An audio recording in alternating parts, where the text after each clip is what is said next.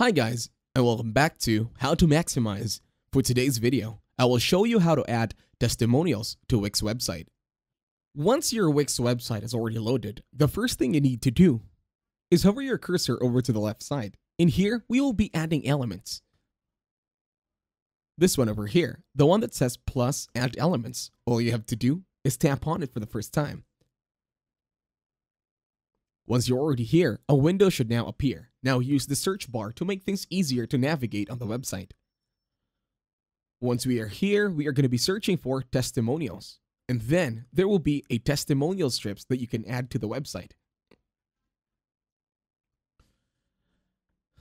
Now to do that, tap on the first option that appears in the searches.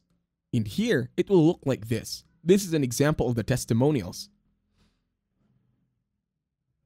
Once done and you click on it, you can now edit it as well. In here, you can edit the testimonials, adding your very own statement and the name of the person who made the testimonies.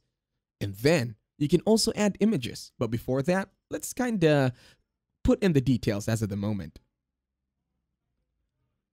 You can also customize the fonts over here by themes, by fonts, and font sizes, depending on the creativity or the kind of aesthetic your website is going for.